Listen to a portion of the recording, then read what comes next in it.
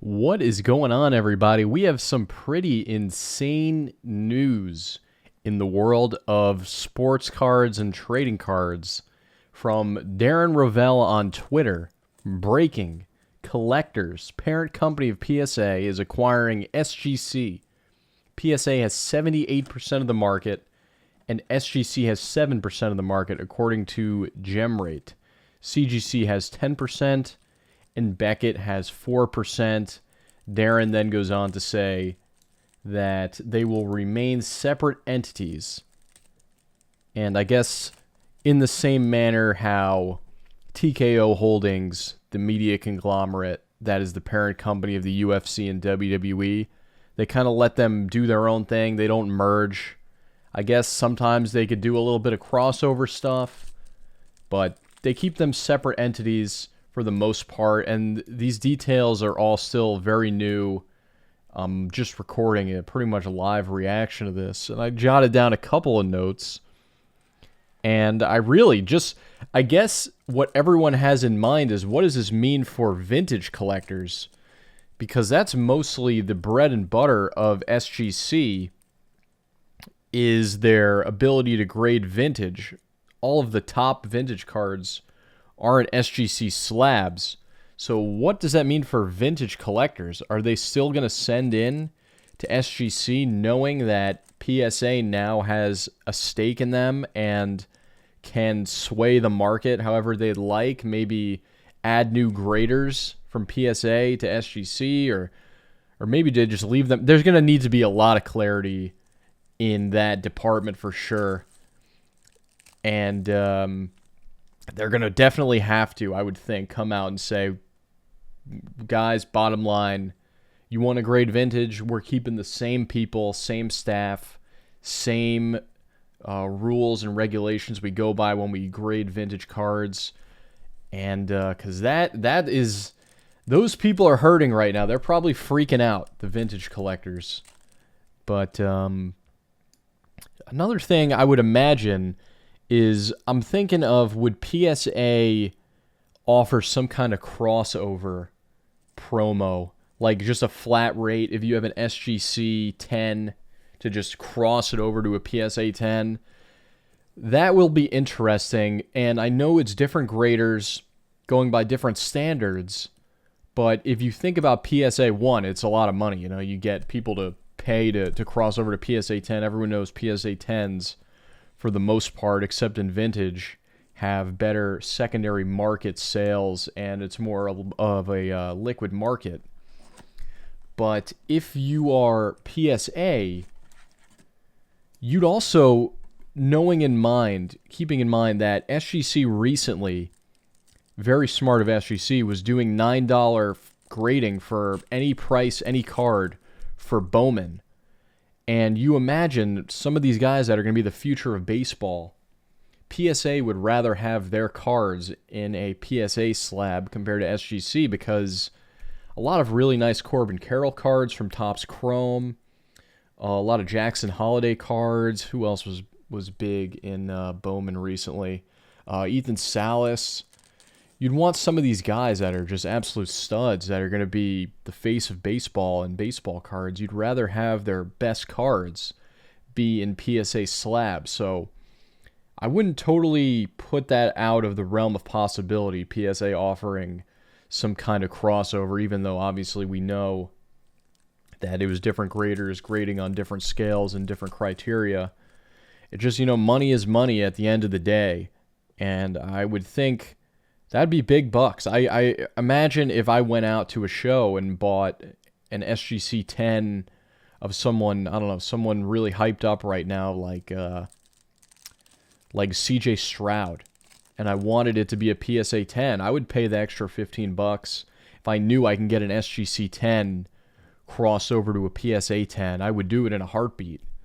I know some would disagree, but it's very weird times. Again, reacting to this myself right now, just kind of doing a voiceover of this random footage I had ripping some Monopoly cards. And usually that's what I'll do. If I'm ever out and I see a good product like this, I'll record it just in case I hit something insane. I just want to have the footage. But now I actually have use for it. Maybe I'll do more of these little voiceovers if you guys enjoy it, to news and stuff going on around the hobby. But I would also... You also got to wonder what the fallout of this will be. And we won't, the fallout isn't going to be realized right away. You got to let the market settle a bit. But does this benefit Beckett? Does it benefit CGC? Are all these never PSA, never collectors people going to jump ship and try to give CGC a chance, or Beckett? Probably not Beckett. Beckett has just done everything wrong. But the fallout of this will be extremely interesting, and who it benefits the most.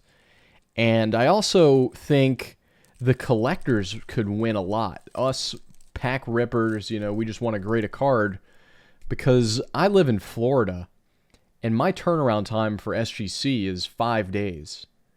Turnaround time for PSA a little longer, because it takes 5 or 6 days to just get it to California. Some of my cards. So if they had a Florida facility on the East Coast, I imagine you could just expect a couple days quicker and less hassle of shipping something across the country, whereas it's a little closer. And I just feel like on the East Coast, it would benefit a lot of us. I think that's just like maybe one of the better things. There's a lot both these companies do that are uniquely really good. PSA autograph authenticity. SGC doesn't have that.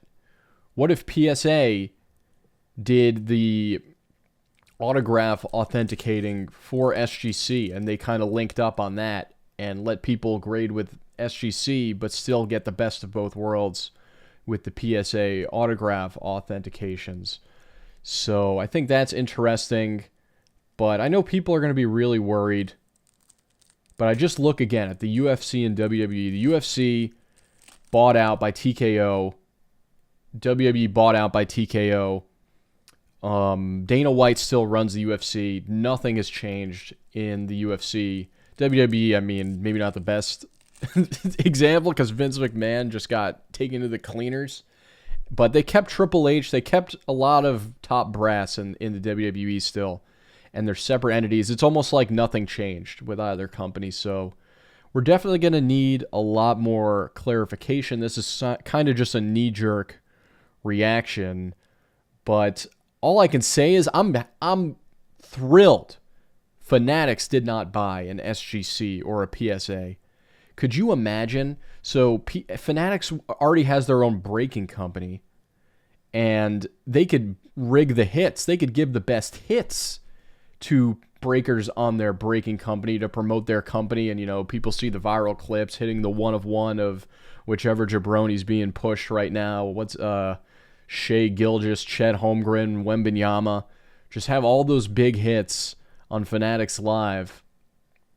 And they could rig it that way. So all those viral clips and the Fanatics Live watermark is on there or whatever. But imagine they owned a grading company, and then they could rig the grades for Fanatics cards. So like all the best Fanatics cards will always be in a 10 and just look good overall, and just say, wow, look at our good card quality. How amazing are we? We do it all here. Grade your Fanatics cards. You're going to get a 10. It's the best. So I'm just glad Fanatics didn't do this. But again, I'm sure there will be plenty of people mad, plenty of people worried, excited, who knows, but I kind of like the idea of them staying separate entities and then taking some resources from each other, a set registry for SGC, for example, something like that. I just think a lot of good can come out of this. Got to be a little positive. Well, you don't always have to be positive. I'm not the most happy-go-lucky person. There's a lot of bad that could come from this too. Especially for the vintage guys, I'm sure are a little worried, and I don't blame them. But this is all I got for now. Let me know if you guys like these type of videos, and I'll see you all next time. I'm curious to read your reactions in the comments. Peace.